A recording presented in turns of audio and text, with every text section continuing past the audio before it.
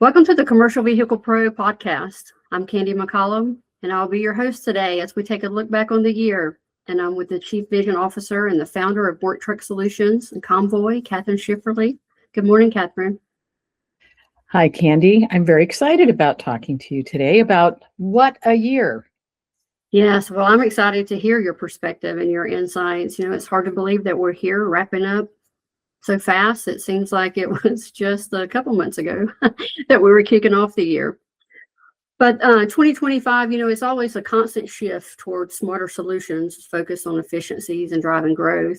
And I think that we naturally think robotics and AI technology, but it's also been a year bringing awareness to the importance of people. And we're perhaps in one of the most relationship-based industries of all, commercial trucks and the fleet. most relationship part of the industry. Yes. Every one of them, right? It's like a network. Everybody knows everybody that knows everybody. Yeah.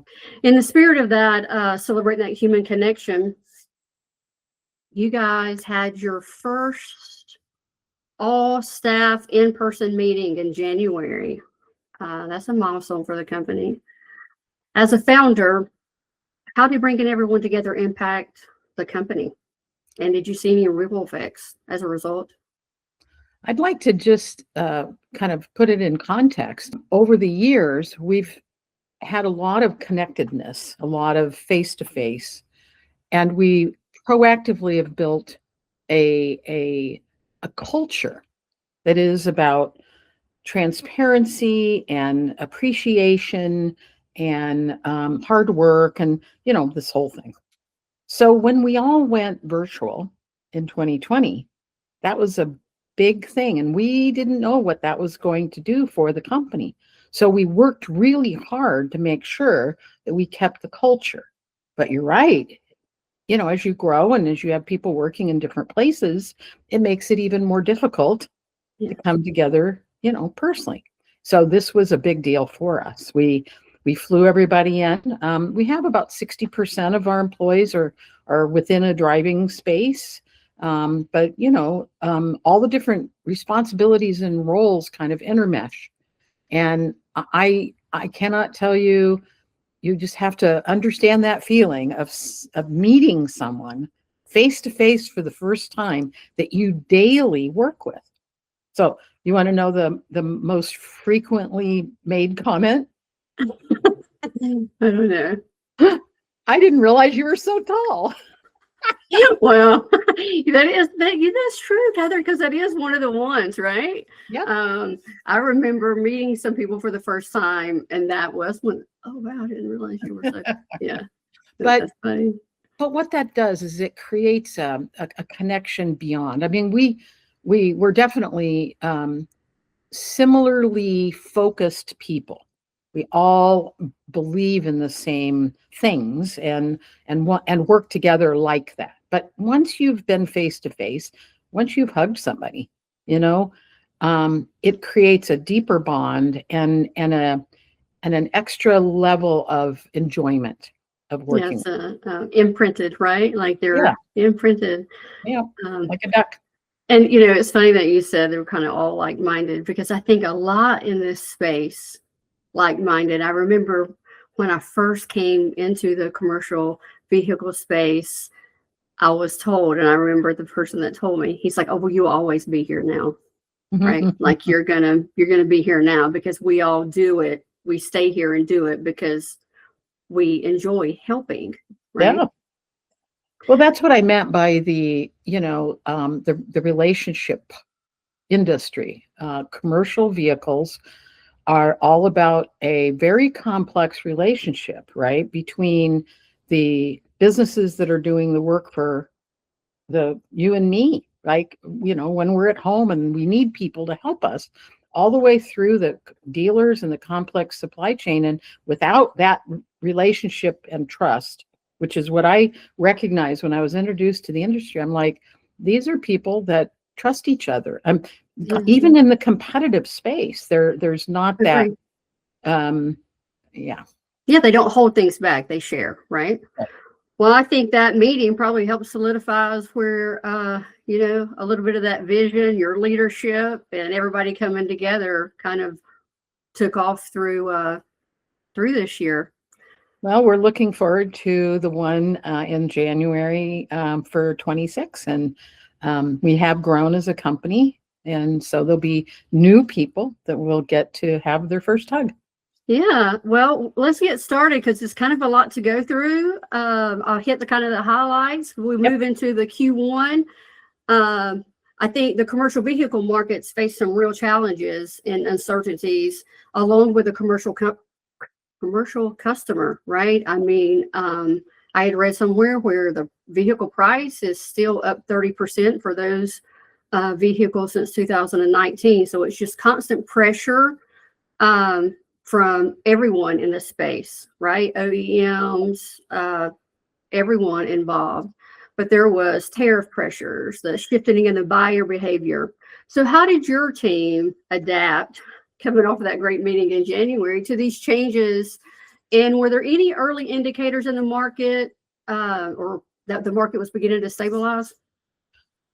I think let's do the context again. Let's think about the few years just before this and how erratic supply was. Mm-hmm. And then overcorrection of supply. And so for me, coming into 25, what I did see was kind of that trying to even out, right? It's hard because people were still a little, I'm not sure what to do, not sure when to have something. And so part of what we've really focused on, actually, in responding to the market needs is how do we make what's available more transparent? And I don't know, I mean, in the first quarter of 25, we were in the middle of a pilot with an OEM testing how we were able to make their bailment pool inventory, which is kind of a foundation of this supply chain process, how to make it more transparent, how to make the statuses available, because today it's very opaque. Yes. Yeah, I was going to say that's very interesting, right? Like probably new stuff. Like I'm not sure if a lot of people or anybody's ever had access to that. Most people don't know what the term bailment pool means. They don't understand that that OEMs actually dedicate a significant volume of units that they still own, but they park them at these different upfitters to try and shorten the time that it takes to build an upfitted vehicle. So yeah. Well, that kind of sets the pace for building the future together, right? Already working with some partners then. And I guess we'll go on to some big events that I'm thinking first of mine would be your summit, right? The CVB summit in the spring. And that always brings together dealers, the upfitters, the OEMs, and other industry experts. And, just a knowledge sharing relationship part of that. Would you want to kind of speak about what that does for the industry? I think the reason that we launched the Commercial Vehicle Business Summit in 21 was because what I observed was there were conferences that focused on narrow parts of the industry. The actual manufacturing, the actual fleet part, and nowhere was a group of engaged stakeholders looking at the ecosystem together and describing their viewpoints of what the challenges are and how to improve working together. And so I'm really proud of what we started that in 21. We've done 2 a year since then. And I will agree, I think this year, the spring and the fall were kind of at that next level, because what's happened is that people in the industry that we've had come in and be on panels or talk, they look forward to it. They look forward to this exchange of information and views. And I think spring was good. It was, we were starting to feel some of the bigger changes, like, for example, an EV. That was one of the big ones. Yeah. And we got to talk about it. Well, speaking of EV and the learning and sharing, you also had the launch of the commercial EV hub on Convoy with JD Power.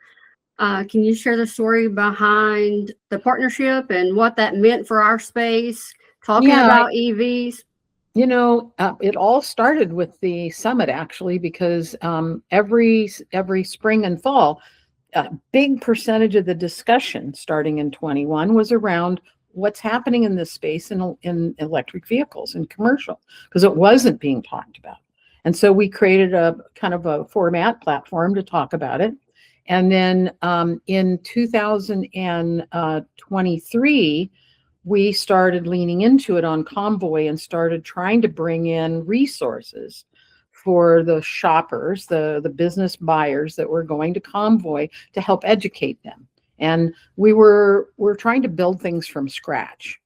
And at Work Truck Week at actually the Green Truck Summit intro to Work Truck Week in 24, we met the JD Power folks, who showed us what they'd done with a company they acquired called Zappy Ride, which had built tools to help consumers assess whether or not it was a good decision to, buy an electric vehicle. And when we saw the tools that they developed, we got very excited and said, if you could convert this to the way that a business would assess, this could be an amazing offering. And it took most of that year of 24 to do that additional thinking around, well, a consumer is interested in it this way, but a business has to know, what the return on investment is. So so I'm very excited. And in January we launched. Timing is everything. It's with the shift in the variety of supports in expanding EV adoption, it's made it less important. I'll put it that way. But I still believe in it. I still believe, from our perspective, that what will happen now is that that businesses will assess adoption based upon pure ROI. Yes. As opposed to, the government paying for it.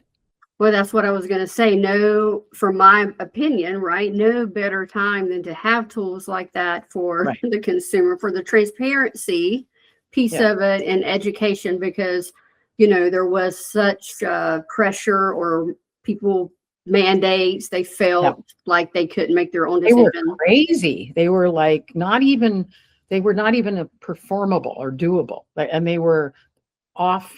They were, this is different than that. And which do you do? Right. Yeah. So glad to see those tools and meeting people where they might be at in their journey. So continue on kind of thinking growth moves, market evolution. This year you brought on some new people, right? Some strategic leaders like Mike Hyde, and you named your first chief product officer, Alex Young. How do these additions position Work Truck Solutions and Convoy for the future, especially in terms of innovation and building those partnerships that keeps coming up just naturally? Entrepreneurs often think of their businesses as their children, right? I've always had a big plan, a big goal for the company, that there are problems in this industry that I love that need solving. And I believe, and I am observing that we now as a company are at a place where we can start making some actual changes that will translate into value for the whole supply chain, and all the way down to Joe the plumber, which to me was very, very important.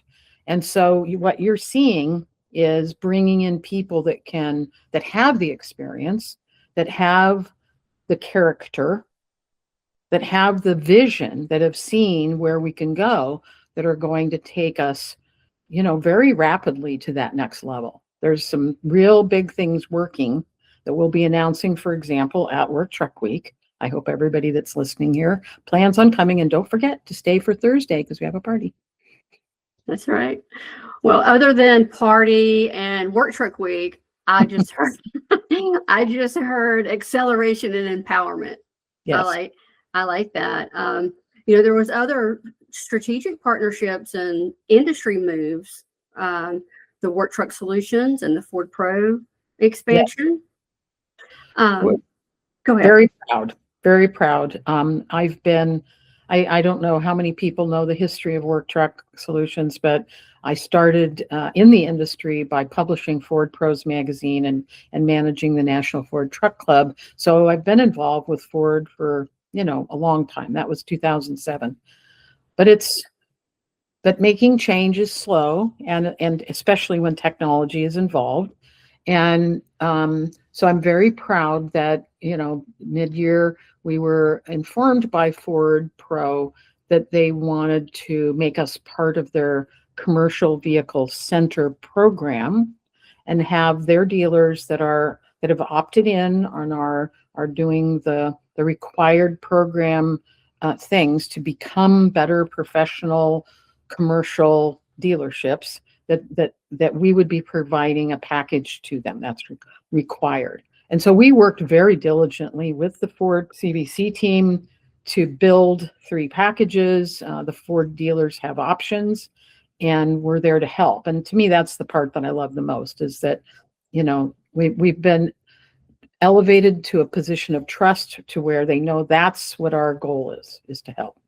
And trust, Kathryn, but it also just is signaling to the industry that Work Truck Solution is the authoritative data voice. I think so. I mean, we also are we have been for a while deeply involved with General Motors, and Stellantis has recently relaunched their program, and we're really looking at ways. And so the way I see it is, it's like how we work with dealers. Each one of our stakeholders has their own way of thinking about what their goals are and how they want to go about heading toward. We're there to, like you said, provide the technology, the deep understanding of, really what becomes the core, which is the configuration of these marvelous vehicles, and the mapping of that to the end buyer, because that's the important part, right? What is it that they need? What do they need? Yes, I almost just want to go down another path of that, because it's like when you said building it, it's like spec for task, right? That's what I always think about, just spec for task. And I think that the impact of what you bring to the industry is only going to become more valuable, because the market actually just becomes more segmented. Things sometimes get more specialized in the vehicle aspect of it. But as we're reflecting on leadership, you yourself had a major recognition. You were named to the Automotive News 100 Leading Women, highlighting your role as an industry leader. What do those accolades mean to you, and how do they shape your vision for the brand's future? I'm very appreciative when there's an accolade like that. The way I look at it is a validation of the direction that we're going, a validation and a maybe an amplification of the messages that we make.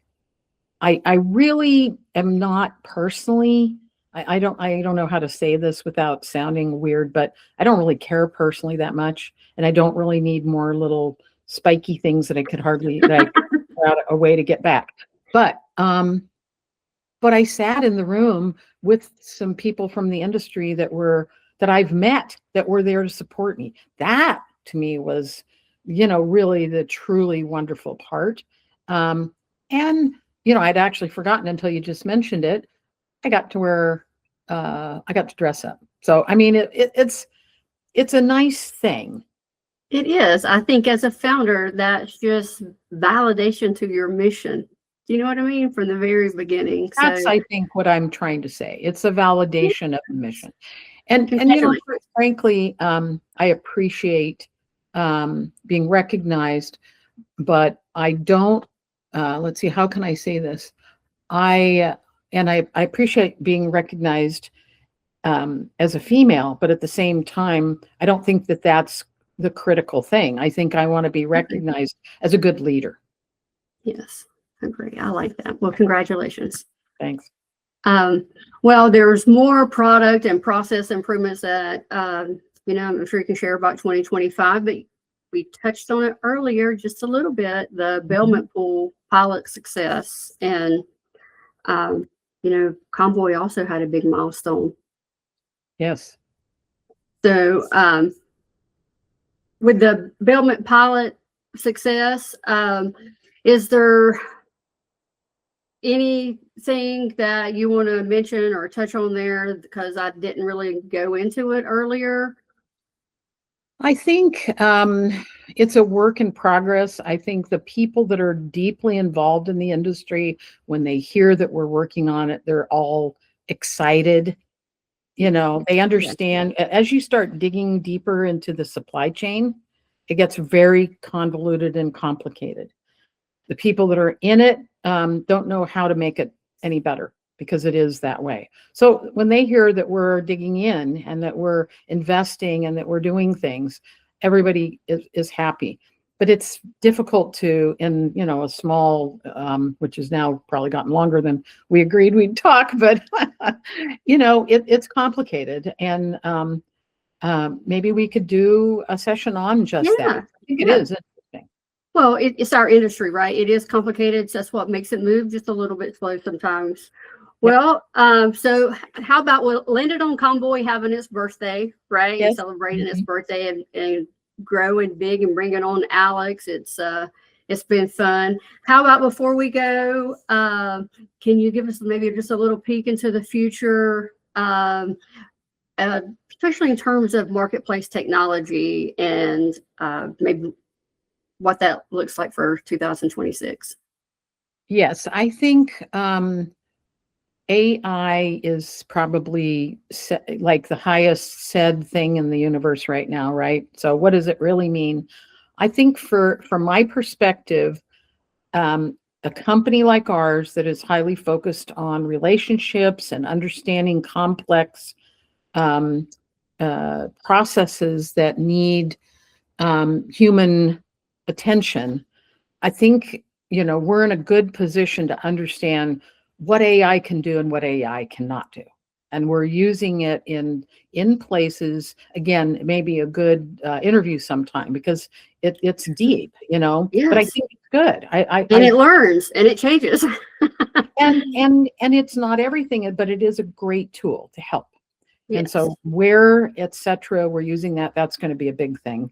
I also think that, for a number of years, Work Truck has been looking at a way to help dealers really grow their business within the dealership. And so I can't really tell you exactly what we're doing, but I can tell you that in Q1, we're going to be announcing some really big technology offering that will, I think, solve some final big problems for dealers.